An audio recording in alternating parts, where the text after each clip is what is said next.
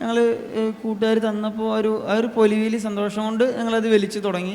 പിന്നെ ഞങ്ങൾക്കത് കിട്ടാതെ ഇരിക്കാൻ വയ്യാന്നൊരു സിറ്റുവേഷനിൽ നിന്ന് ഞങ്ങൾ അതൊരു മോഷണത്തിലേക്ക് എത്തിപ്പെടേണ്ട അവസ്ഥ വന്നു. ബൈക്ക് മോഷണം, അതുപോലെ ആളുകളെ ഉപദ്രവിച്ചിട്ടും തല്ലിയിട്ടതായിട്ടൊക്കെ ആളുകളുടെ കയ്യിലുള്ള പൈസ തട്ടിപ്പടിച്ചിട്ട് അതുകൊണ്ട് ഞങ്ങൾ ഡ്രഗ്സ് വാങ്ങി അത് വിൽപ്പന ചെയ്ത് അത് ഉപയോഗിച്ചിട്ടും അങ്ങനെ ഒരു ജീവിതമായിരുന്നു. എൻ്റെ ഉപ്പാൻ്റെ നേരേക്ക് തല്ലാൻ പോയി. അതുപോലെ തന്നെ പിന്നെ ഒറ്റപ്പാലം സബ് ജയിലിലായിരുന്നു ഞാൻ ഉണ്ടായിരുന്നത്. അവിടെ ഉണ്ടായിരുന്ന പോലീസുകാരുടെ നേരേക്ക് കസാലെടുത്ത് എറിഞ്ഞു. അവിടെ നിന്ന് പാത്രങ്ങളെടുത്ത് വലിച്ചെറിയാൻ തുടങ്ങി. നമുക്കിത് നിർത്താൻ പറ്റുന്നില്ലൊരു താല്പര്യം കൂടെ വേണം. എനിക്കിത് നിർത്തണം, ഇതെൻ്റെ ഭാവിനെ എൻ്റെ ജീവിതത്തിനെ ബാധിക്കും, ഏത് രീതിയിലാണെന്നുണ്ടെങ്കിലും. അസ്സലാമു അലൈക്കും വറഹ്മത്തുള്ളാഹി. ആമുഖങ്ങളില്ലാതെ നേരിട്ട് നമ്മൾ വിഷയത്തിലേക്ക് വരികയാണ്. 2023 മെയ് 10 ബുധനാഴ്ച തിരുവനന്തപുരം ജില്ലയിലെ കൊട്ടാരക്കര എന്ന് പറയുന്ന സ്ഥലത്തുള്ള ഒരു താലൂക്ക് ആശുപത്രിയാണ് സ്ഥലം. ആ താലൂക്ക് ആശുപത്രിയിൽ അന്ന് അവിടെ ഡോക്ടർ ഡ്യൂട്ടിയിലുണ്ടായിരുന്നത് ഹൗസ് സർജൻസ് ആയിട്ടുള്ള ഒരു പെൺകുട്ടിയാണ്. 22 വയസ്സുള്ളൊരു പെൺകുട്ടി, വന്ദന ദാസ് എന്ന് പറയുന്ന ആ പെൺകുട്ടി അന്ന് കൊട്ടാരക്കര താലൂക്ക് ആശുപത്രിയിൽ ഡ്യൂട്ടിയിലുണ്ട്. രാത്രി ഏകദേശം ഒരു 4 മണി സമയമായപ്പോഴാണ് പോലീസ് ഒരു പ്രതിയുമായിട്ട് ഹോസ്പിറ്റലിലേക്ക് വരുന്നത്. തൻ്റെ കൃത്യം നിർവഹിക്കുക, തൻ്റെ ഡ്യൂട്ടി നിർവഹിക്കുക എന്ന ലക്ഷ്യത്തിൽ ഡോക്ടറായിട്ടുള്ള വന്ദന ദാസ് അവരെ ശുശ്രൂഷിക്കുകയാണ്. എന്തൊക്കെയോ പരിക്കുകൾ പറ്റിയിട്ടുണ്ട്, പരിശോധിക്കണം, ആരോഗ്യം പരിശോധിക്കണം എന്നുള്ള നിലക്ക് വന്ദനാദാസ് പരിശോധനകൾ ആരംഭിച്ചു. കൂടെ കുറച്ച് സഹപ്രവർത്തകരുമുണ്ട്. ഈ പ്രതി ലഹരി ഉപയോഗിച്ച് അതിൻ്റെ വലിയൊരു കിക്കിലാണുള്ളത്. പരിശോധിക്കുന്നതിനിടയിൽ പ്രതി അക്രമാസക്തനാവുകയും ഡോക്ടർ ഉപയോഗിച്ചു കൊണ്ടിരിക്കുന്ന കത്രിക വാങ്ങിക്കൊണ്ട് വന്ദനാദാസിൻ്റെ കഴുത്തിലും വയറിലുമൊക്കെയായി നിരന്തരം കുത്തുകയും ചെയ്തു. അവിടെ വെച്ച് തന്നെ ഡോക്ടർ വന്ദനാദാസ് എന്ന് പറയുന്ന 22 വയസ്സുള്ള പെൺകുട്ടി കൊല്ലപ്പെട്ടു. നമ്മൾ ഏവരും വായിച്ചിട്ടുള്ള അറിഞ്ഞിട്ടുള്ള ഒരു സംഭവമാണ്. ഇന്ന് നമ്മുടെ കേരളക്കരയിൽ ലഹരി വലിയ തോതിൽ അതിപ്രസരം നടത്തിക്കൊണ്ടിരിക്കുന്ന ഒരു സമയത്ത് അങ്ങനെയൊരു ലഹരിയുടെ വലിയ ആഴക്കയത്തിൽ വീണ് ജീവിതം കൈവിട്ടു പോകുമെന്നൊരു സാഹചര്യം എത്തി. ആ സാഹചര്യത്തിൽ നിന്ന് തിരിച്ചു വന്നിട്ടുള്ള ഒരു വ്യക്തിയാണ് നമ്മുടെ കൂടെ ഇരിക്കുന്ന സ്വാലിഹ് പനമണ്ണ. സ്വാലിഹിനെ ഈ ഒക്കസയുടെ വേദിയിലേക്ക് സ്നേഹപൂർവ്വം സ്വാഗതം ചെയ്യുകയാണ്. സ്വാലിഹിൻ്റെ വ്യക്തിജീവിതം ചോദിച്ചുകൊണ്ട് നമുക്ക് ആരംഭിക്കാം. സ്വാലിഹിൻ്റെ വീട് പനമണ്ണയാണ്. വീട്ടിൽ ആരൊക്കെയുണ്ട്? എൻ്റെ വീട്ടിൽ ഉമ്മ, വല്യമ്മ, പെങ്ങൾ, 2 ചെറിയ പെങ്ങളുണ്ടായിരുന്നു. മൂത്തോളുടെ കല്യാണം കഴിഞ്ഞ് പോയിട്ടുണ്ട്. പാപ്പ മരണപ്പെട്ടു. സ്വാലിഹിൻ്റെ പഠനം എത്രാം ക്ലാസ് വരെയൊക്കെ പഠിച്ചിട്ടുണ്ടാവും? ഞാൻ 9ാം ക്ലാസ് വരെ പോയിട്ടുള്ളൂ. 9ാം ക്ലാസ്സിൽ ഏകദേശം ഒരു മാസം വരെ പോയിട്ടുള്ളൂ. 9ാം ക്ലാസ് വരെയാണ് പഠിച്ചത്. 9ാം ക്ലാസ്സിൽ ബാക്കി പഠിക്കാതിരിക്കാനുള്ള കാരണം? ഇല്ല, ഞാൻ പറഞ്ഞല്ലോ, ഞാൻ ഡ്രഗ്സ് നല്ല രീതിക്ക് ഉപയോഗിച്ചിട്ടുണ്ടായിരുന്നു. ഏകദേശം ഒരു 4-5 വർഷത്തോളമായിട്ട് അടുപ്പിച്ച് കണ്ടിന്യൂ ആയിട്ട് ഉപയോഗിച്ചിട്ടുണ്ടായിരുന്നു. ഞാൻ 9ാം ക്ലാസ്സിൽ പഠിക്കുന്ന സമയത്താണ് ഞാൻ തുടക്കമിടുന്നത്. ഞങ്ങൾ ചെറിയ രീതിയിൽ പേപ്പർ ഇടാൻ, അതുപോലെ രാവിലെ ന്യൂസ് പേപ്പർ ഇടാൻ, അങ്ങനെ ചെറിയ ജോലികളായിട്ട് ചെയ്തുകൊണ്ടിരിക്കുന്ന സമയമായിരുന്നു.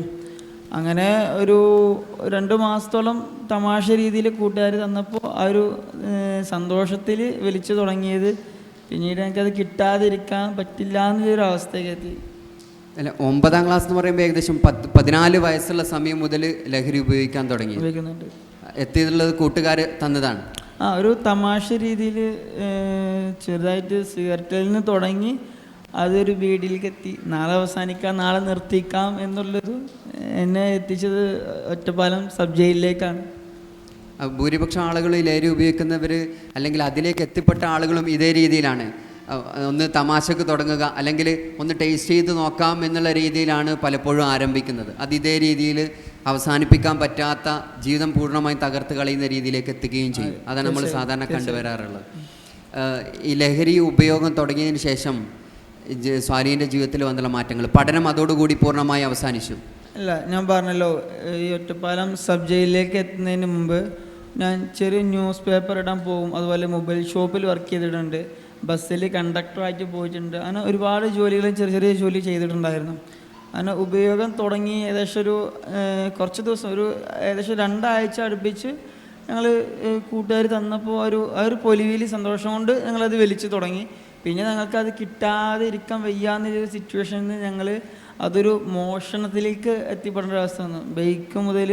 ബൈക്ക് മോഷണം, അതുപോലെ ആളുകളെ ഉപദ്രവിച്ചിട്ടും തല്ലിയിട്ടതായിട്ടൊക്കെ ആളുകളുടെ കയ്യിലുള്ള പൈസ തട്ടിപ്പടിച്ചിട്ട് അതുകൊണ്ട് ഞങ്ങൾ ഡ്രഗ്സ് വാങ്ങി അത് വിൽപ്പന ചെയ്ത് അത് ഉപയോഗിച്ചിട്ടും അങ്ങനെ ഒരു ജീവിതമായിരുന്നു ഏകദേശം.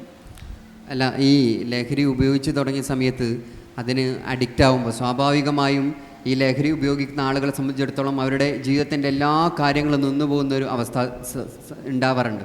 അപ്പോൾ ലഹരി ഉപയോഗിക്കുന്ന സമയത്ത് പിന്നെ എങ്ങനെയായിരുന്നു ബാക്കി ജീവിതക്രമങ്ങൾ നടന്നു പോകേണ്ടതായിരുന്നു? അല്ലെങ്കിൽ ലഹരി ഉപയോഗിച്ച് കഴിഞ്ഞാൽ പൂർണ്ണമായിട്ടും നമുക്ക് ആരോഗ്യപരമായി ഉണ്ടാകുന്ന പ്രശ്നങ്ങളൊക്കെ എന്തായിരുന്നു ആ സമയത്ത്? ആരോഗ്യപരമായിട്ട് ഞാൻ ഫസ്റ്റ് എൻ്റെ ഒരു ഇൻ്റർവ്യൂവിൽ പറഞ്ഞിട്ടുണ്ടായിരുന്നല്ലോ, എൻ്റെ ശരീരം ഇപ്പോഴാണ് നേരത്തിലൊന്നായി വന്നത്. എൻ്റെ കൈയൊക്കെ ഒട്ടിപ്പിടിച്ച് വയറൊക്കെ ഒട്ടിപ്പിടിച്ച് ആകെ ഉണങ്ങി പിടിച്ചൊരു കോലമായിരുന്നു ഉണ്ടായിരുന്നത്. അങ്ങനെ ഏകദേശം ഒരു 4-5 മാസം കഴിഞ്ഞപ്പോഴാണ് ഞാൻ പറഞ്ഞില്ല, എൻ്റെ ഉപ്പാൻ്റെ നേരേക്ക് ഞാൻ കത്തി എടുത്തിട്ട് മാരകായുധം എടുത്തിട്ട് എൻ്റെ ഉപ്പാൻ്റെ നേരേക്കാണ് ഞാൻ ചെന്നത്. ഇതെനിക്ക് കിട്ടാതെ ഇരിക്കാൻ വയ്യാന്നൊരു സിറ്റുവേഷൻ ഉണ്ടായിരുന്നത്. നേരെ എൻ്റെ ഉപ്പാൻ്റെ നേരേക്ക് വീട്ടിലുണ്ടായിരുന്ന കത്തി എടുത്തിട്ട് എൻ്റെ ഉപ്പാൻ്റെ കഴുത്തിന് നേരെ വീട്ടിൽ ഞാൻ. അല്ല, അങ്ങനെ ഇത് കിട്ടാതാകുമ്പോഴുണ്ടാകുന്ന വിഭ്രാന്തി. അതെ, എനിക്കത് ഒരു കൊറോണയുടെ സമയമൊക്കെ, കൊറോണ വന്നില്ല, കോവിഡ് വന്ന സമയത്ത് എൻ്റെ ഉപ്പാൻ്റെ നേരേക്ക് വീട്ടിലുണ്ടായിരുന്ന കത്തി, എൻ്റെ ഉപ്പ എന്തോ ഒരു തമാശ രീതിയിൽ പറഞ്ഞപ്പോൾ എൻ്റെ ഉപ്പാൻ്റെ നേരേക്ക് വീട്ടിലുണ്ടായിരുന്ന കത്തി എടുത്തിട്ട് എൻ്റെ ഉപ്പാൻ്റെ കഴുത്തിന് നേരേക്ക് നീട്ടി ഞാൻ. ഇത് പലപ്പോഴും എൻ്റെ നാട്ടിൽ ഈ അടുത്ത് ഒരു വിദ്യാർത്ഥി ബാംഗ്ലൂരിൽ ഇതേപോലെ പഠിച്ചുകൊണ്ടിരിക്കുന്നതിനിടയിൽ അവിടുന്ന് ഡ്രഗ് അഡിക്റ്റായി. അങ്ങനെ വീട്ടിലേക്കെത്തി. വീട്ടുകാർക്ക് ഇതറിയില്ല. അതറിയാതെ പിന്നെ ബാംഗ്ലൂരിൽ നിന്ന് പോലീസ് എത്തിയ സമയത്താണ് ഇവൻ ഡ്രഗ് അഡിക്റ്റും അവിടുന്ന് പ്രശ്നമായിട്ട് പോകുന്നതാണ് എന്ന് വീട്ടുകാരറിയുന്നത്. അത് അവസാനം ഇവന് വീട്ടുകാർക്കും ബുദ്ധിമുട്ടായി, നാട്ടുകാർക്കൊക്കെ ശല്യമായി തുടങ്ങി. അവനെ വീട്ടിൽ അടച്ചിട്ടു. അങ്ങനെ പിന്നീട് അവൻ സ്വയം ആത്മഹത്യ ചെയ്യുന്ന രീതിയിലേക്ക് എത്തി. ഈ സ്വാലി പറഞ്ഞതുപോലെ അക്രമാസക്തനായി, അല്ലെങ്കിൽ ഉപ്പാനെ ഉപദ്രവിക്കാൻ പോയി. അതേ രീതിയിൽ ഈ ലഹരി കിട്ടാത്തപ്പോൾ ഉണ്ടാകുന്ന അവസ്ഥകൾ വേറെ എന്തൊക്കെയായിരുന്നു? ഒന്ന് എൻ്റെ ഉപ്പാൻ്റെ നേരേക്ക് തല്ലാൻ പോയി. അതുപോലെ തന്നെ പിന്നെ ഒറ്റപ്പാലം സബ് ജയിലിലായിരുന്നു ഞാൻ ഉണ്ടായിരുന്നത്. അവിടെ ഉണ്ടായിരുന്ന പോലീസുകാരുടെ നേരേക്ക് കസാല എടുത്ത് എറിഞ്ഞു. അവിടെ നിന്ന് പാത്രങ്ങളെടുത്ത് വലിച്ചെറിയാൻ തുടങ്ങി. ഏകദേശം ഒരു 1.5 മാസത്തോളം ജയിലിൽ ഞാൻ ഏകദേശം 120 ദിവസത്തോളം ഞാൻ ഒറ്റപ്പാലം സബ് ജയിലിൽ കിടന്നിട്ടുണ്ട്. ആ 120 ദിവസത്തിൽ ഒരു 1.5 മാസത്തോളം ഞാൻ വീട്ടിൽ കിടക്കുന്ന സമയത്ത്, ജയിലിൽ കിടക്കുന്ന സമയത്ത് ഞാൻ ഉറങ്ങാറില്ല. രാത്രിക്ക് വല്ലാതെ വയലൻ്റ് ആവാൻ തുടങ്ങി. അങ്ങനെ അവിടെ ഉണ്ടാകുന്ന പോലീസുകാർ കൂടിയിട്ട് തന്നെ മജിസ്ട്രേറ്റിന് മുമ്പിൽ, ഒറ്റപ്പാലം മജിസ്ട്രേറ്റിന് മുമ്പിൽ ഹാജരാക്കി സംസാരിച്ചപ്പോൾ എനിക്ക് ഉറക്ക ഗുളിക തന്നിട്ടാണ് പിന്നെ എന്നെ ഉറക്കാൻ തുടങ്ങിയത്. ഞാൻ ഉറങ്ങായിട്ട് രാത്രിക്ക് ഉറക്കാൻ വേണ്ടിയിട്ട് എനിക്ക് ഉറക്ക ഗുളിക തരാൻ തുടങ്ങി. എൻ്റെ കൂടെ ഉണ്ടാകുന്ന 7 പേരടക്കം ഞങ്ങൾക്ക് എല്ലാവർക്കും ഉറക്ക ഗുളിക തന്നിരുന്നു രാത്രിക്ക്. ഉറങ്ങാൻ വേണ്ടി ഉറക്ക ഗുളിക എടുത്തിട്ടാണ് പിന്നീട് ഉറങ്ങിയിരുന്നത്. ഉറക്കം പൂർണ്ണമായി നഷ്ടപ്പെടുന്ന രീതിയിലൊക്കെ ഏകദേശം ഞാൻ ചെന്ന 2-3 ദിവസം എനിക്ക് വലിയ പ്രശ്നങ്ങളും കാര്യങ്ങളൊന്നും ഉണ്ടായിരുന്നില്ല. പിന്നെ അങ്ങോട്ട് ഒരാഴ്ച കഴിഞ്ഞപ്പോൾ തന്നെ ഞാൻ വയലൻ്റ് ആകാൻ തുടങ്ങി. അവിടെ പാത്രങ്ങളുണ്ടാകുന്ന പാത്രങ്ങൾ എടുത്ത് വിളിച്ചെറിയാൻ തുടങ്ങി. പോലീസുകാരെ ഉപദ്രവിക്കാൻ തുടങ്ങി. അവിടെ നിന്ന് ജോലിക്ക് നിരുന്ന ആളുകൾ, സെല്ലിലുണ്ടായിരുന്ന കൂടെ ഉണ്ടായിരുന്ന ആളുകളൊക്കെ പാത്രം കൊണ്ട് തലക്കടിക്കും. അങ്ങനെ ഒരുപാട് പ്രശ്നങ്ങളുണ്ടായിരുന്നു. ഇതിൽ പലപ്പോഴും നമ്മുടെ കൗമാരക്കാർക്ക് പറ്റാറുള്ള ഒരു വിഷയം, ഒന്ന് ടേസ്റ്റ് ചെയ്ത് നോക്കുക, അല്ലെങ്കിൽ ഒരു പ്രാവശ്യം ഒന്ന് ട്രൈ ചെയ്ത് നോക്കിയിട്ട് പിന്നെ നിർത്താം, എന്താണ് അറിയാം എന്നൊക്കെയുള്ള ഒരു ചിന്താഗതിയുണ്ട്. അങ്ങനെ ഒന്ന് ടേസ്റ്റ് ചെയ്ത് നോക്കി തിരിച്ചു വരാൻ പറ്റാത്ത രീതിയിലേക്ക് അതിൽ അകപ്പെട്ടു പോവുകയാണ് എപ്പോഴും ഉണ്ടാവാറുള്ളത്. ഈ ലഹരിക്ക് അങ്ങനെ അകപ്പെടാനുള്ള ഒരു സാധ്യതയുണ്ടോ? ഷുവറാണ്. ഞാൻ പറഞ്ഞല്ലോ, ഒരു കൂട്ടുകാർ മുഖാന്തരം അല്ലാതെ നമ്മളെ അടുത്തേക്ക് ഈ ഒരു ഡ്രഗ്സ് എത്തില്ല. നമ്മൾ നോർമലി ഒന്നില്ലെങ്കിൽ ഒരു പരസ്യം കണ്ടിട്ടോ അല്ലെങ്കിൽ മറ്റുള്ള എന്തെങ്കിലും കണ്ടുകൊണ്ടാണ് നമ്മൾ അതിലേക്ക് ആകർഷിക്കുന്നത്. അതുകൊണ്ടാണ് കൂട്ടുകാരൻ ഒരാൾ അതിൻ്റെ അടുത്തില്ലാതെ നമുക്ക് എന്ത് തിരഞ്ഞെടുക്കുമ്പോഴും നല്ലതാണോ ചീത്തതാണോ തിരഞ്ഞെടുക്കാനുള്ള ഒരു അവകാശം നമുക്കുണ്ടല്ലോ. അതുപോലെ തന്നെ നമ്മുടെ ഇപ്പോൾ ഈ പ്രായക്കാരുടെ ഇടയിൽ ഈ ഡ്രഗ്സ്, ഞാനൊരു MDMA ഉപയോഗിച്ചിട്ടുണ്ട് എന്ന് പറയുമ്പോൾ അത് എന്തൊരു വലിയ സംഭവം ചെയ്തതുപോലെ, ഞാൻ എന്തൊരു വലിയൊരു സംഭവം ചെയ്തതുപോലെയാണ് ഈ സമൂഹത്തിൽ ചെറുപ്പക്കാരുടെ ഇടയിൽ കണ്ടുകൊണ്ടിരിക്കുന്നത്. ഞാൻ ഇന്ന് LSD ഉപയോഗിച്ചിട്ടുണ്ടായിരുന്നു, M ഉപയോഗിച്ചിട്ടുണ്ടായിരുന്നു, ഒരു സ്റ്റിക്ക് ഇട്ടിട്ടാണ് ഞാൻ വരുന്നത് എന്ന് പറയുമ്പോൾ അവർ എന്തോ ഒരു വലിയ സമൂഹത്തിന് വേണ്ടിയിട്ട് എന്തോ ഒരു വലിയൊരു നന്മ ചെയ്തിട്ട് നിൽക്കുന്നത് പോലെയാണ് അവരുടെ സംസാരം. അതന്നെ. അല്ല, ഇത് ഉപയോഗിക്കുന്ന, ഞാൻ ചോദിച്ചത്, ഇത് ഉപയോഗിക്കുന്ന ഒരാളെ സംബന്ധിച്ചിടത്തോളം പൂർണ്ണമായിട്ടും അയാൾക്ക് ഇതിന് അഡിക്റ്റ് ആകും, ഒരു വട്ടം ഉപയോഗിച്ചാൽ തന്നെ അഡിക്റ്റ് ആകുന്ന ഒരു രീതിയുണ്ടോ? ഉണ്ട്, ഷുവറാണ്. ഒരു വട്ടം ഉപയോഗിക്കുമ്പോൾ ഈ MDMA പോലത്തെ സാധനം നമ്മൾ ഒരു കെമിക്കലാണ്, ഒരു കല്ല് പോലത്തെ ഒരു പൗഡർ പോലത്തെ സാധനമാണ്. അത് നമ്മൾ ഒരു വട്ടം ഉപയോഗിച്ചിട്ടുണ്ടെന്നുണ്ടെങ്കിൽ 24 മണിക്കൂറോളം അതിൻ്റെ സൈഡ് എഫക്റ്റ് ഉണ്ടാകും നമ്മുടെ ശരീരത്തിൽ. എന്ന് വെച്ചാൽ നിങ്ങളിപ്പോൾ ഒരു നോർമലായിട്ട് നിൽക്കുന്ന ഒരു വ്യക്തി ദേഷ്യത്തോടാണെന്നുണ്ടെങ്കിൽ ആ ദേഷ്യത്തോടെ ആയിരിക്കും 24 മണിക്കൂറും കഴിഞ്ഞു പോകുക. ഞാൻ നേരത്തെ പറഞ്ഞല്ലോ, എനിക്ക് ഇതുമായിട്ട് ബന്ധപ്പെട്ടിട്ട് പെരിന്തൽമണ്ണ എന്ന് ഞാൻ പറഞ്ഞിട്ടുണ്ടായിരുന്നല്ലോ, പെരിന്തൽമണ്ണ ഒരു ഉമ്മ എന്നെ വിളിച്ചിട്ട് ആ ഉമ്മ എന്നോട് പറഞ്ഞത് എൻ്റെ മോനെ ഒരു കള്ളക്കേസിൽ കുടുക്കിയിട്ട് എൻ്റെ വീട്ടിൽ നിന്ന് കൊണ്ടുപോകാൻ പറ്റുമോ ചോദിച്ചു.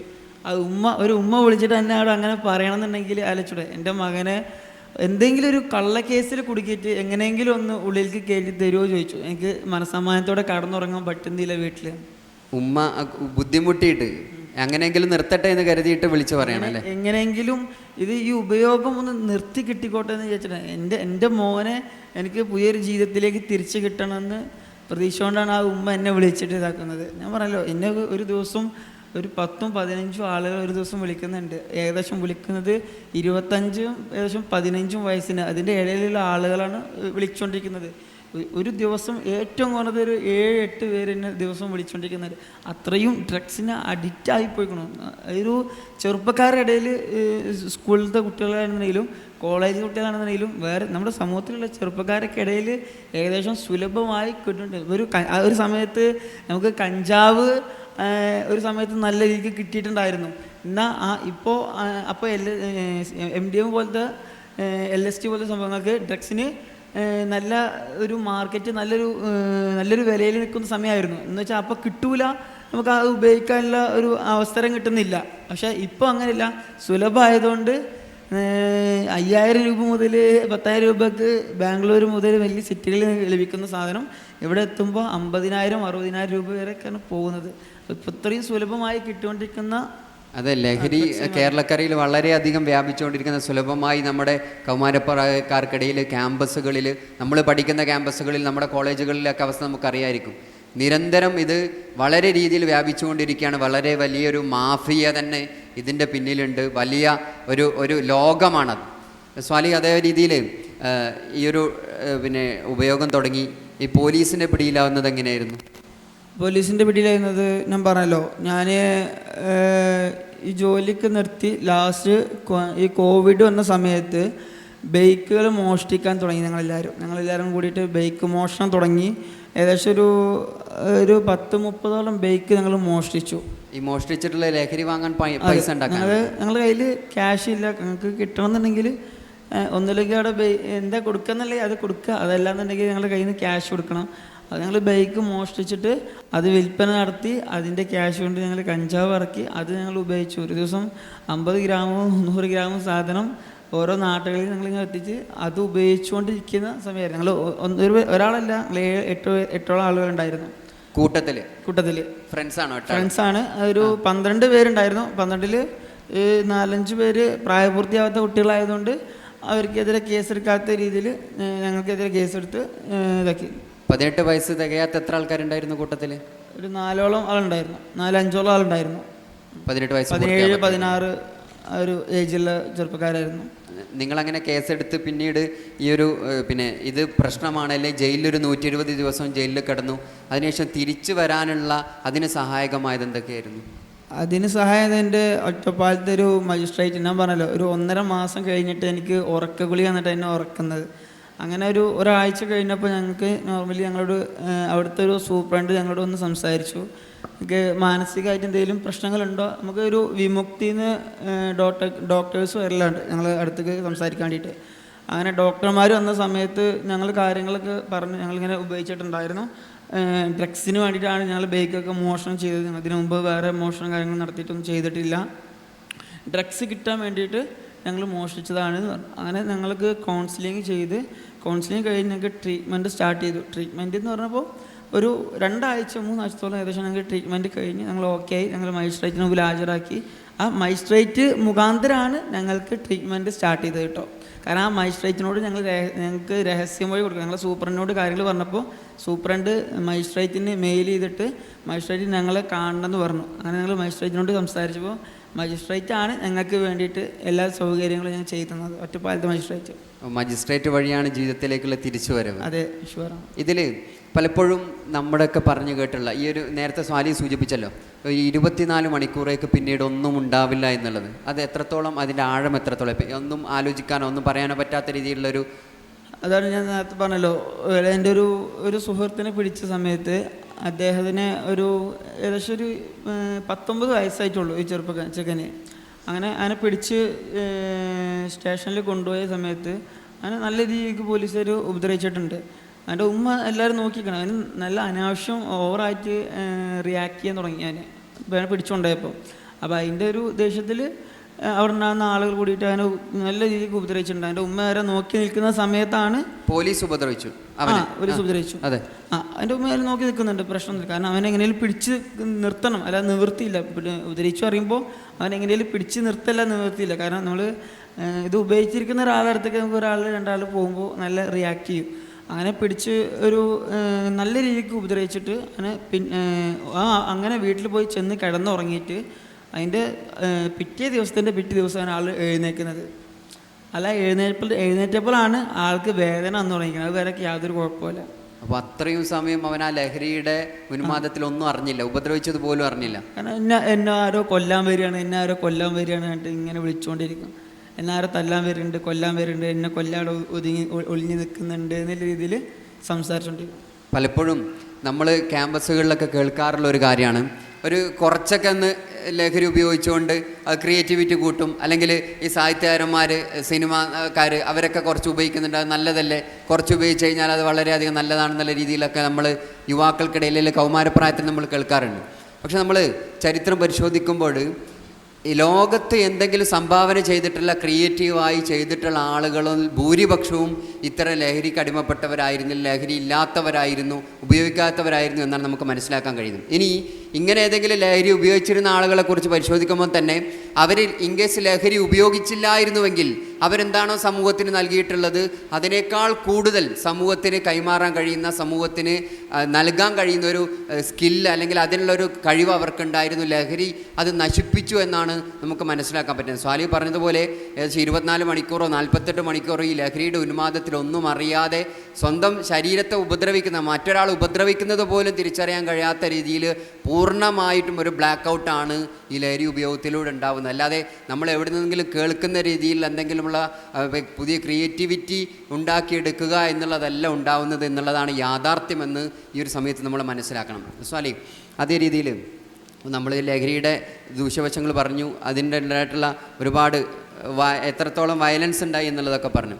ഇനി ഇങ്ങനെ ഒരു തിരിച്ചുവരവിന് ശേഷം സ്വാലി ഇപ്പോൾ ഒരുപാട് ആളുകളെ ഈ ലഹരിയുടെ പിടിയിൽ നിന്ന് തിരിച്ച് കരകയറ്റിക്കൊണ്ടിരിക്കുക, അതിൻ്റെ അനുഭവങ്ങളൊക്കെ എങ്ങനെയാണ്? അൽഹംദുലില്ലാഹ് 30ഓളം ആളുകൾ എൻ്റെ ഈ തിരിച്ചു വന്നതിന് ശേഷം എനിക്ക് പുതിയ ജീവിതത്തിലേക്ക് കൊണ്ടുവരാൻ കഴിഞ്ഞിട്ടുണ്ട്. 30ഓളം ആളുകൾ? 30ഓളം ആളുകളെ തിരിച്ച് കൊണ്ടുവരാൻ കഴിഞ്ഞിട്ടുണ്ട്. ഇപ്പോൾ ഓരോരുത്തരും ഓരോ ഗൾഫിൽ ജോലി ചെയ്യുന്ന ആളുകളുണ്ട്, നാട്ടിൽ ജോലി ചെയ്യുന്നുണ്ട്. അവർ പ്രൈവസി ആയതുകൊണ്ട് അവരെ മറ്റുള്ള കാര്യങ്ങളൊന്നും പറയുന്നില്ല.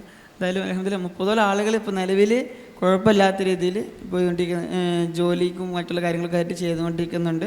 ഇപ്പോഴും നിലവിൽ ഒരുപാട് തിരൂർ, വെട്ടം, അതുപോലെ തന്നെ നമ്മുടെ കൊളപ്പുള്ളി, അട്ടപ്പാടി അവിടെയൊക്കെ ആയിട്ട് ഒരുപാട് ഹോസ്പിറ്റലുകളിൽ നമുക്ക് ഇപ്പോഴും കുട്ടികളെ കൊണ്ടുപോയിക്കൊണ്ടിരിക്കുന്നത്. പ്രശ്നമൊന്നുമില്ല. അത് വളരെയധികം അഭിനന്ദനാർഹമായ കാര്യമാണ്.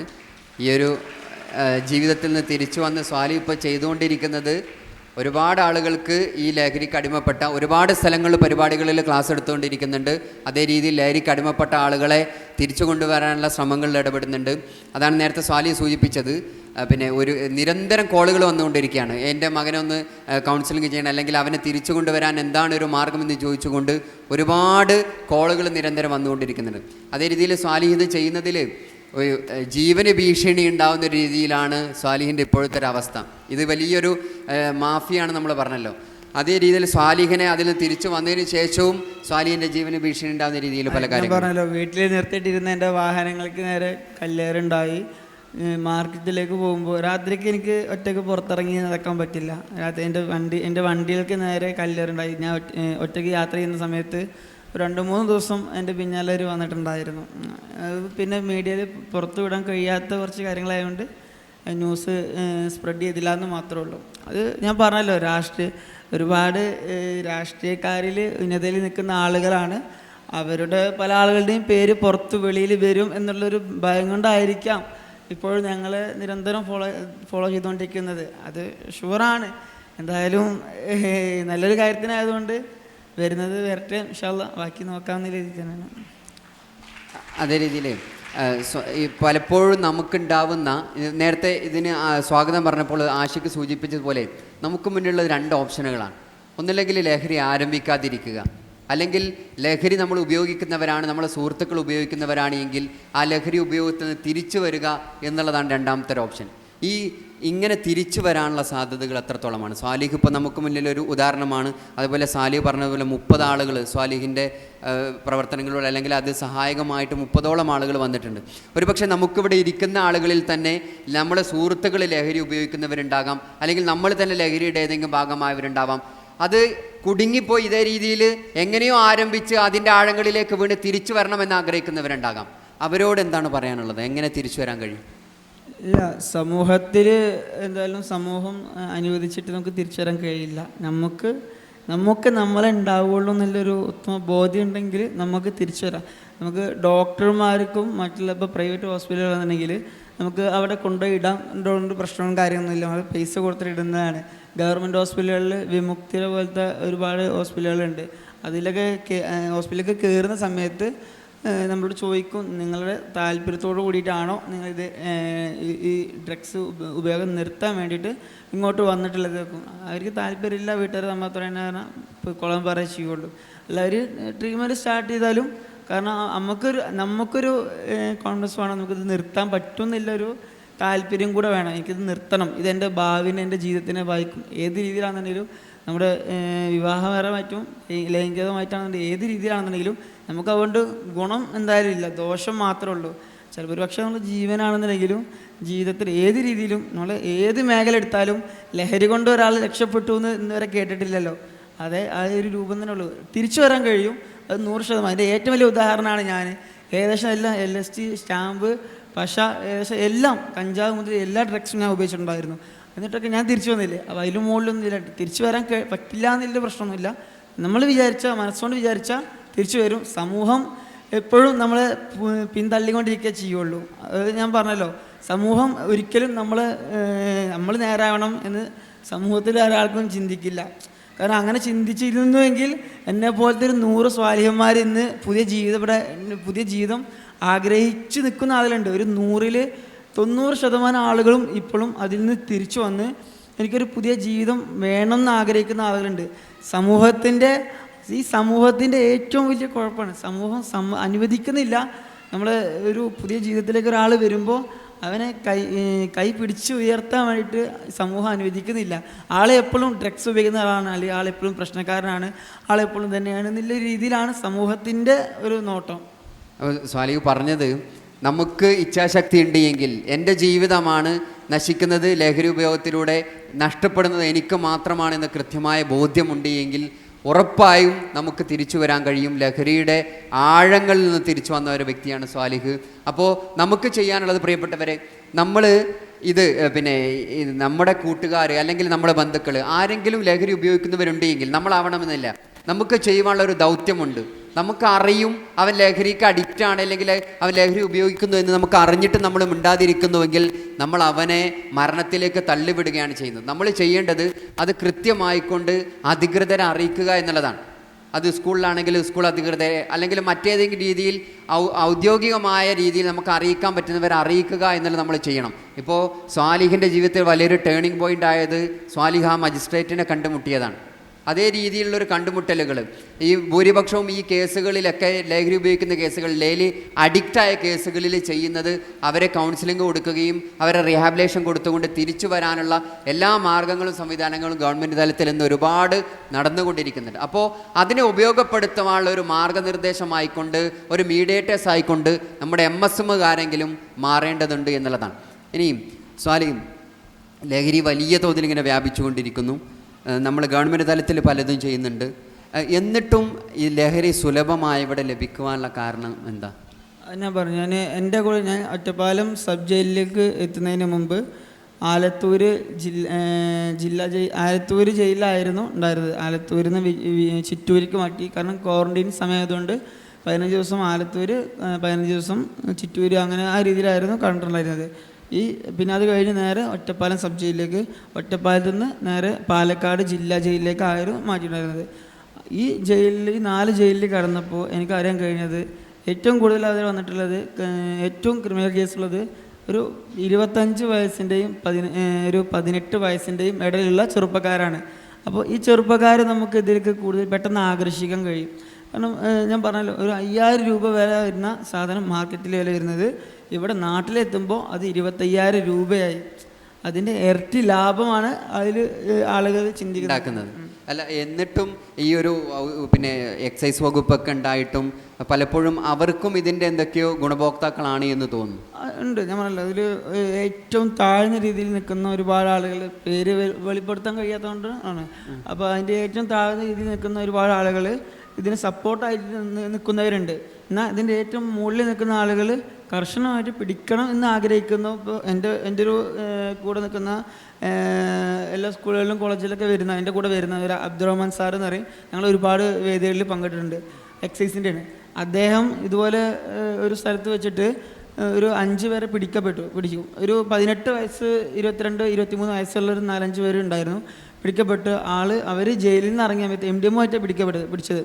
അവർക്ക് മുൻപ് ഒരു വാണിംഗ് കൊടുത്തിട്ടുണ്ടായിരുന്നു, ഇനി ചെയ്യില്ല എന്ന് അവർ പറഞ്ഞിട്ട് നിർത്തിയാണ്. അവർ ശരി, ഓക്കെ. പിന്നെ അത് ചെയ്തപ്പോൾ അദ്ദേഹത്തിന് പിടിക്കേണ്ടി വന്ന് പിടിച്ച് ലാസ്റ്റ് അദ്ദേഹം നടന്നു പോകുന്ന സമയത്ത് ആളെ വണ്ടി ഇടിച്ച് തീർപ്പിച്ചിട്ടുണ്ട്. കാറുകൊണ്ട് ഈ 5 പേര് കൂടിയിട്ട് അദ്ദേഹത്തെ വണ്ടി ഇടിപ്പിച്ചിട്ടുണ്ട്, കാറ്. സ്വാലിഹി ജയിലിലെ അനുഭവങ്ങൾ പറഞ്ഞല്ലോ. അപ്പോൾ ജയിലിൽ അക്രമാസക്തനായത് പറഞ്ഞു, ബാക്കിയുള്ളവർ ഉപദ്രവിച്ചത് പറഞ്ഞു. അതുപോലെ തന്നെ ഒരു വീഡിയോയിൽ പിന്നെ അവിടെ ചോര മണത്തതുമായി അത് ഞാൻ പറഞ്ഞുതരാം. നമ്മളെ ആലത്തൂർ ജയിലിലാകുന്ന സമയത്ത് ഞങ്ങൾ ക്വാറന്റൈനായിട്ടുണ്ടായിരുന്നത് ഒരു 7-8 പേര് വന്നിട്ടുണ്ടായിരുന്നു. അവർ എന്തോ ഒരു മാല പിടിച്ചു വരച്ചിട്ട് അങ്ങനത്തെ ഒരു കേസാണ്. അതും ചെറുപ്പക്കാരാണ്. ഡ്രഗ്സ് ഉപയോഗിച്ചിട്ട് അവർക്ക് കയ്യിൽ പൈസ ഇല്ലാതായപ്പോൾ വീടിൻ്റെ അടുത്തുണ്ടാകുന്ന ഒരു സ്ത്രീയുടെ മാല പൊട്ടിച്ചിട്ട് ഓടിക്കുകയാണ്. അങ്ങനെ 7 പേരെ കൂടിയിട്ട് പിടിച്ചിരിക്കുകയാണ്. അവർ നേരെ ജയിലിൽ വന്ന സമയത്ത് ഒരാഴ്ചത്തോളം അവർ വലിയ പ്രശ്നം ഉണ്ടാക്കാതെ അങ്ങനെ പോയി. ഒരാഴ്ച കഴിഞ്ഞപ്പോൾ ഞങ്ങൾക്ക് ഭക്ഷണം കഴിക്കാൻ വേണ്ടിയിട്ട് സ്റ്റീലിൻ്റെ പ്ലേറ്റ് തരും. നമുക്ക് ഭക്ഷണം കഴിക്കുന്ന സ്റ്റീലിൻ്റെ പ്ലേറ്റ് ഉണ്ടല്ലോ, ആ പ്ലേറ്റ് കൊണ്ട് നിലത്ത് ടൈൽസിൽ കുത്തി പൊട്ടിച്ചിട്ട് ആ ടൈൽസ് എടുത്തിട്ട് കയ്യിൻ്റെ ഒരു സൈഡ് മുറിക്കും.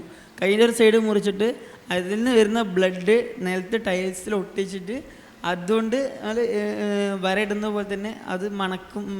ഒന്നില്ലെങ്കിൽ നാവിൽ വെക്കുക, അല്ലെങ്കിൽ മണക്കുക ചെയ്തിട്ട് ഈ 7 പേര് കൂടിയിട്ട് ഇങ്ങനെ ടൈൽസൊക്കെ കൂട്ടി ഒരാൾ ഒരു ദിവസം താക്കിയാൽ അടുത്ത ആൾ അടുത്ത ദിവസം ആക്കും. അങ്ങനെ കൈ മുറിച്ചിട്ട് ബ്ലഡ് എടുത്തിട്ട് മണക്കുന്നത്, ഇത് ഡ്രഗ്സ് കിട്ടായിട്ട് ബ്ലഡ് എടുത്തിട്ട് മണക്കുന്ന കണ്ടിട്ടുണ്ട്. അതായിരുന്നു ജയിലിലെ അനുഭവം. അതേ രീതിയിൽ ഇനി ഒരുപാട് ആളുകൾ ഈ മേഖലയിൽ കുടുങ്ങിക്കിടക്കുന്ന ആളുകളുണ്ട്, ഒരുപാടുണ്ട്. അതെ, നമ്മളെ സുഹൃത്തുക്കളായിട്ട് അല്ലെങ്കിൽ സ്വാലിൻ്റെ അനുഭവം തന്നെ സ്വാലി പലതും പറഞ്ഞു. ഇന്ന് സ്വാലി നിരന്തരം ഇടപെട്ടുകൊണ്ടിരിക്കുമ്പോൾ അനുഭവിക്കുന്ന പ്രശ്നങ്ങൾ, അത്തരത്തിൽ ഉള്ള അനുഭവങ്ങൾ എന്തൊക്കെയാണ്? ഇപ്പോൾ ഈ ഡ്രഗ് അഡിക്റ്റ് ആയിട്ടുള്ള ആളുകളായിട്ട് ചെല്ലുന്നതുള്ള അനുഭവങ്ങൾ എന്തൊക്കെയാണ്? അല്ല, ഞാൻ പറഞ്ഞു ഒരുപാട് അടി ഇട്ടിട്ടുണ്ട്. അതിനെ ഏറ്റവും വലുത് കുട്ടികളെ കൊണ്ടുപോകുന്ന സമയത്ത് അവർ വല്ലാതെ വയലൻ്റ് ആവും. MDMA ഒക്കെ ഉപയോഗിച്ചെന്ന് പറഞ്ഞല്ലോ. ഒരാളെ പിടിച്ച് കൊടുക്കുന്ന സമയത്ത് ഇവിടെ എൻ്റെ നാട്ടിൽ തന്നെ ചെറുക്കനെ ഒരു 16 വയസ്സുള്ളൂ. അവനെ ഞങ്ങൾ MDMA അടിച്ചിട്ട് ആൾ 8ാം ക്ലാസ്സിൽ 9ാം ക്ലാസ്സിൽ പഠിക്കുന്ന കുട്ടിയാണ്. 10ാം ക്ലാസ്സിൽ കറക്റ്റ് അറിയില്ല. ആ കുട്ടി പഠിക്കുന്ന സമയത്ത് സ്കൂളിൽ നിന്ന് കഴിഞ്ഞിട്ട് പാർട്ട് ടൈം ജോലിക്ക് പോകും. അങ്ങനെ കൂടെ ഉണ്ടായിരുന്ന ചെറുക്കന്മാർ കൂടിയിട്ട് കൊടുത്തിട്ട് പിന്നെ ഡ്രഗ്സ് പറ്റില്ല എന്നുള്ളൊരവസ്ഥയായി. അങ്ങനെ വീട്ടിൽ വന്നിട്ട് ഉമ്മയായിട്ട് ഒരുപാട് വിഷയങ്ങളുണ്ടാക്കി. അവസാനം എൻ്റെ വീട്ടിൽ നിന്ന് എന്നെ വിളിച്ച് ഞങ്ങൾ കുറച്ച് ആളുകളോട് കൂടി പോയി ആളെ 2 കൈയും ബാക്കിലേക്ക് പിടിച്ച് കെട്ടിയിട്ടിട്ടാണ് ഞങ്ങൾ കൊണ്ടുപോകുന്നത്. ആ രീതിയിൽ ഒരുപാടുണ്ട്. ഒക്കെ ചെറിയ ചെറിയ ചെറുപ്പക്കാരാണ്. ഞാൻ ഏറ്റവും കൂടുതൽ ഇപ്പോൾ നാട്ടിൽ MDM എന്ന് പറഞ്ഞിട്ടുള്ള ഒരു മാരകമായ ഒരു ഡ്രഗ്സ് ഇപ്പോൾ നമ്മുടെ നാട്ടിൽ സുലഭമായിക്കൊണ്ടിരിക്കുന്നത്. ഒരു സമയത്ത് നമ്മുടെ നാട്ടിൽ കിട്ടില്ല എന്ന സംഭവം ഇപ്പോൾ സുലഭമായിട്ട് കിട്ടിക്കൊണ്ടിരിക്കുന്നുണ്ട്. അത് നിങ്ങളെപ്പോലെ ഒരാൾക്കും എന്നെ പോലെ ഒരാൾക്കും തിരിച്ചറിയാൻ കഴിയില്ല. കാരണം ഇപ്പോൾ അത് ഉപയോഗിക്കുന്ന ഒരാൾക്ക് നിലവിൽ ഇപ്പോൾ എനിക്ക് എൻ്റെ മുമ്പിൽ നിൽക്കുന്ന ഒരാളെ അത് ഉപയോഗിക്കുന്ന ഒരാളാണോ കണ്ടാൽ എനിക്ക് തിരിച്ചറിയാൻ കഴിയും. കാരണം ഞാനത് ഉപയോഗിച്ചിരുന്ന ഒരു വ്യക്തിയാണ്.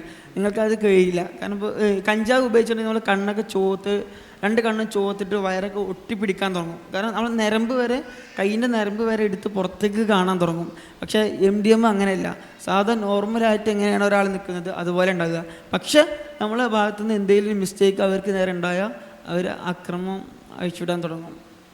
അപ്പോൾ ഇത് തീർത്തും നമ്മുടെ കുടുംബജീവിതം ഇല്ലാതാക്കുന്ന അതുകൂടി സ്വാലിൻ്റെ ആ ഒരു സമയത്ത് വീട്ടിലേക്ക് പോകാനില്ലായിരുന്നു. 6 മാസം പുറത്തൊക്കെ ആയിരുന്നു കേട്ടു. പൂർണ്ണമായിട്ടും വീട്ടിലേക്ക് പോകാതെ ആയിരുന്നു. ഒരു 6 മാസം 7 മാസത്തോളം ഞങ്ങൾ വീടിൻ്റെ പുറത്തായിരുന്നു ഞങ്ങൾ ഇതാക്കിയത്. കാരണം അതെന്തായിരുന്നു കാരണം? അവിടെ ഒരു അനങ്ങൻമല എന്ന് പറഞ്ഞിട്ടൊരു മല ഉണ്ട്. ഇന്റർവ്യൂവിൽ ഫസ്റ്റത്തെ ഒരു ഇന്റർവ്യൂവിൽ അതിൽ കാണിക്കുന്ന ഒരു മല ഉണ്ടല്ലോ, അനങ്ങൻമല. ആ മലയുടെ മുകളിലായിരുന്നു ഞങ്ങൾ എല്ലാവരും ഉണ്ടായിരുന്നത്. കാരണം ഞങ്ങൾക്ക് വീട്ടിലേക്ക് പോയാൽ ഡൗട്ട് അടിക്കും എന്നുള്ള രൂപം കൊണ്ട് ഞങ്ങൾക്ക് വീട്ടിലേക്ക് പോകാതെ ഞങ്ങളെല്ലാവരും കൂടെ ആ അനങ്ങമലയുടെ മുകളിൽ താമസിച്ച് അവിടെ തന്നെ ഡ്രഗ്സ് ഉപയോഗിച്ച് അവിടെ തന്നെ ഉറക്കം അവിടെ തന്നെ ആയിരുന്നു, എല്ലാം അവിടെ തന്നെ ആയിരുന്നു.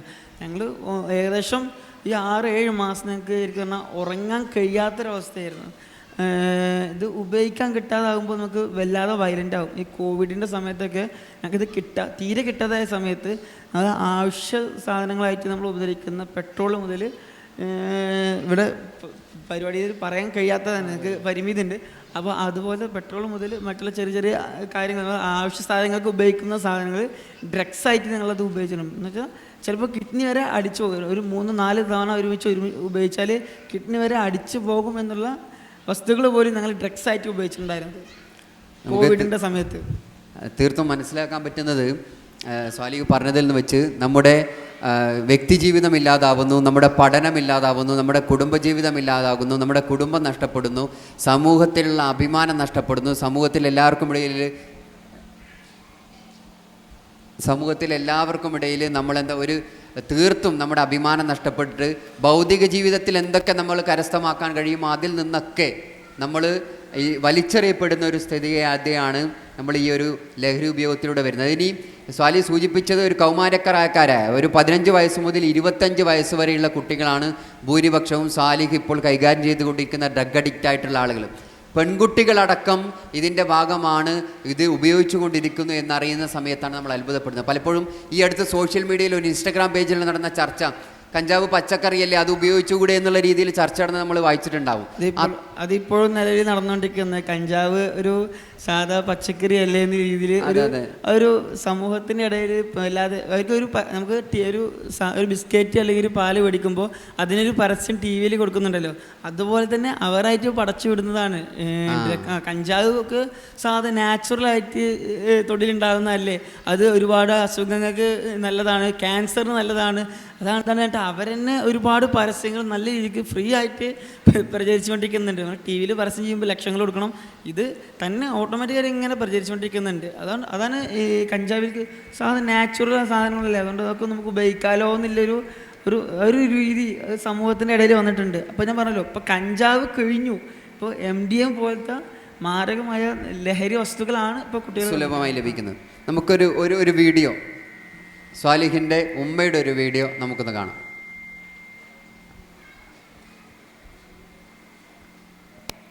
ഭയങ്കര കൂട്ടുകെട്ടിന് കാരണം കേട്ട് ഭയങ്കര ബുദ്ധിമുട്ടിലായിരുന്നു. അവനെ പള്ളിയിൽ കൊണ്ടുപോയി ചേർത്തി, ദർസിൽ കൊണ്ടുപോയി ചേർത്തി, 3 വയസ്സിൽ കൊണ്ടുപോയി ചേർത്തി ദർസില്. അവന് എനിക്ക് മൂലരയിക്കിട്ട് നല്ല ആഗ്രഹം ഉണ്ടായിരുന്നു, നല്ല താല്പര്യം ഉണ്ടായിരുന്നു. അവർ കരടില്ല അതിനെ, അവൻ നന്നായത് നമുക്ക് കാര്യം കേട്ട്. അപ്പൊ അത് കാരണം എന്റെ കുട്ടിയെ കൊണ്ടുപോയി ചേർത്തിയപ്പോ അവന് പിന്നെ അവിടെ നിന്നില്ല.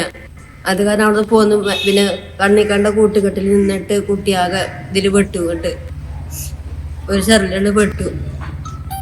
ഇപ്പൊ കുഴപ്പമൊന്നുമില്ല, അൽഹംദുലില്ലാ ഇപ്പൊ കുഴപ്പമൊന്നുമില്ല. അവന് കച്ചവടം ഉണ്ടെങ്കിൽ അവന് നല്ല വൈത്താവും. അന്ന് വീട്ടിക്ക് വരൂല, എന്തേലും പറഞ്ഞ ഭയങ്കര ദേഷ്യം. അവന് അടിതും തല്ലും കുത്തൊക്കെ കുറെ സഹിച്ചു കൂടി ഞാൻ കേട്ട് മാറി. ഇപ്പൊ കുഴപ്പമൊന്നുമില്ല, ഇപ്പൊ നല്ല സ്നേഹമുണ്ട്. ആ കുടുംബത്തിന് വേണ്ടി തന്നെ അവന് നോക്കുന്നുണ്ട്. ഇപ്പൊ കുഴപ്പമൊന്നുമില്ല. ഇപ്പൊ അവിടെ പിന്നാലെ കുറെ കത്തിയെടുത്തിട്ടൊക്കെ അവൻ നടന്നു. അവന്റെ ഒരു ഇതോട്ട് സ്വയം ബുദ്ധിമുട്ട് അവനെ കാട്ടിക്കൂട്ടിയതാണ്. ഇപ്പൊ അവനക്ക് കുഴപ്പമില്ല. ഇപ്പൊ അല്ലാത്ത ഭയങ്കര വേദന ഉണ്ട്. ഇപ്പാക്ക് വേണ്ടിട്ട് ഇപ്പൊ മരിച്ചിട്ട് ഇപ്പാക്ക് മരണ സമയത്ത് അവൻ എന്നെ ഹോസ്പിറ്റലിൽ കൊണ്ടുപോയി. ഹോസ്പിറ്റലിന് ഗവൺമെന്റ് ആസ്പത്രിക്ക് എത്താനായ സമയത്ത് കുട്ടി ആ സമയത്ത് അവന്റെ തോളിലായിരുന്നു വാപ്പ. അങ്ങനെ ഹോസ്പിറ്റലിലേക്ക് എത്തിയ മരണം കഴിഞ്ഞു. ആ പ്രയാസം നല്ല ബുദ്ധിമുട്ടുണ്ട് കുട്ടി. ഇപ്പൊ ഇങ്ങനെ പിന്നെ ഇങ്ങനെയുള്ള കുട്ടികളുണ്ടെങ്കിൽ ഉമ്മാക്ക് എന്താ അവരോട് പറയാനുള്ളത്? അങ്ങനത്തെ കൂട്ടുകെട്ടിട്ട് എത്രയും പെട്ടെന്ന് അതിന് ഒഴിവാകുക, രക്ഷപ്പെടാൻ സാലിയായ മക്കളാക്കി വളർത്തുക, അത്ര തന്നെ ഉള്ളൂ.